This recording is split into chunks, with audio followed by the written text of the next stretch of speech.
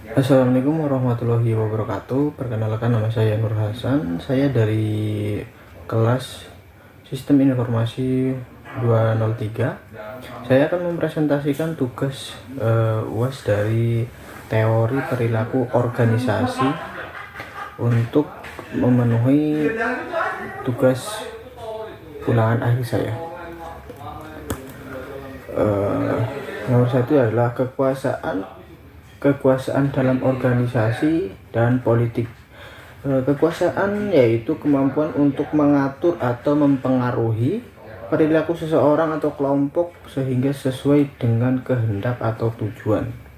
Kemudian kekuasaan dalam organisasi yaitu kemampuan seseorang atau kelompok untuk menggunakan pengaruh sehingga dapat mengendalikan sumber daya organisasi dan mempengaruhi perilaku anggota organisasi lainnya sehingga tujuan organisasi dapat tercapai. Kemudian politik yaitu proses yang berkaitan dengan pengaturan dan pengelolaan kekuasaan di dalam suatu masyarakat atau negara. Kemudian kedua, tipe konflik. Tipe-tipe konflik yang ada yaitu personality konflik, yaitu perlawanan antara personal berdasarkan pada perasaan tidak suka, tidak sepakatan personal atau gaya yang berbeda. Dan ada intergroup konflik, konflik di antara kelompok kerja, tim, dan departemen yang merupakan tantangan bersama pada efektivitas organisasi. Kemudian ada cross cultural konflik, yaitu konflik yang terjadi karena melakukan bisnis dengan orang yang berasal dari budaya berbeda. Kemudian itu stres. Menurut Richard Mantello 2007, stres adalah suatu kondisi atau perasaan yang dialami ketika seseorang menganggap bahwa tuntutan melebihi sumber daya sosial dan personal yang mampu dikerahkan seseorang. Kemudian penyebab dan contoh stres yaitu untuk individu sendiri, yaitu ada role konflik atau konflik peran, ada overload pekerjaan, jadi pekerjaan berlebihan itu, role ambiguity, kemenduaan peran. Selanjutnya contoh salah satunya adalah kecemasan, kekhawatiran, dan ketakutan yang dirasakan. Selanjutnya adalah contoh dari kelompok atau organisasi. Contoh stres dari kelompok atau organisasi yaitu kurangnya kohesivitas kelompok. Dan selanjutnya budaya organisasi. Contoh-contohnya yaitu konflik antar rekan kerja, tuntutan kerja terlalu tinggi, dan ketidakpastian dalam pekerjaan. Jadi tipe-tipe pekerjaan itu juga menentukan salah satu tingkat stres yang dialami seseorang. Selanjutnya ada nomor 4, kepuasan kerja. Faktor yang mempengaruhi kepuasan kerja menurut Stephen P. Robbins adalah 1. Imbalan yang setimpal. Jadi dengan gaji mendapatkan bonus, intensif, salary sesuai dengan waktu kerja. Jadi ada timbal balik. Selanjutnya kondisi kerja mendukung, makanan, tempat tinggal terjamin, fasilitas upgrade skill, dan suasana kondusif. Selanjutnya ada mitra kerja yang mendukung, relasi antar atasan dan bawahan terjalin baik dan ramah. Selanjutnya nomor 5 adalah definisi struktur organisasi.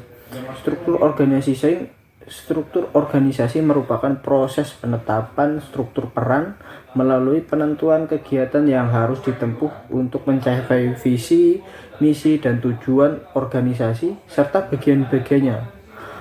Pengelompokan aktivitas, penugasan kelompok-kelompok aktivitas, pendelegasian wewenang, serta pengkoordinasian hubungan wewenang dan informasi baik vertikal maupun horizontal secara efektif.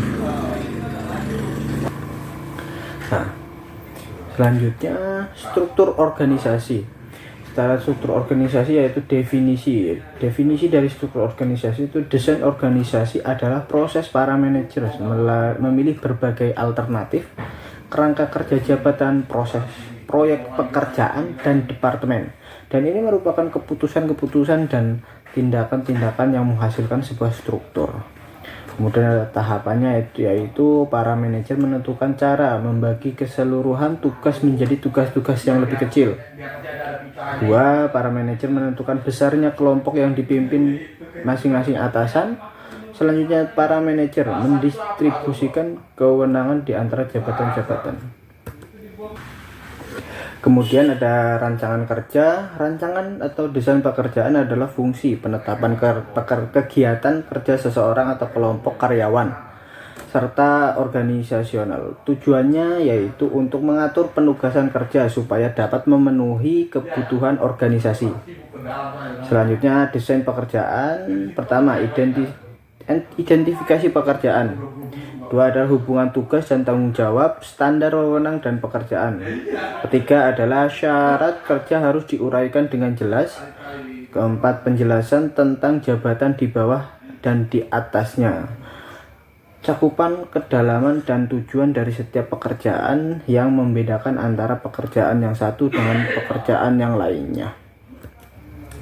Selanjutnya, uraian tugas dalam rancangan kerja yaitu ada spesialis tenaga kerja, pengembangan tugas dan atau pekerjaan, memperluas tugas, job enlargement, perputaran tugas, job rotation, pengayaan tugas, job enrichment, perbedaan pekerjaan, employee empowerment, kepercayaan diri dalam kelompok, self-direct team.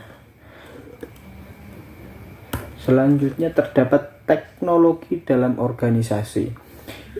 Pertama ada intensif, proses mengubah input melalui output dengan penanganan khusus. Yang kedua adalah perantara, proses perubahan input menjadi output bergantung pada kontribusi dua atau lebih unit yang terpisah. Ketiga adalah rangkaian panjang, proses mengubah input menjadi output melalui tahapan panjang dan bersifat satu arah. Keempat, definisi. Menurut Saiful Sagala 2007, teknologi organisasi merujuk pada informasi, peralatan teknik, proses, dan metode yang dibutuhkan untuk mengubah, memasukkan menjadi keluaran organisasi. Terima kasih presentasi dari saya. Sekian. Assalamualaikum warahmatullahi wabarakatuh.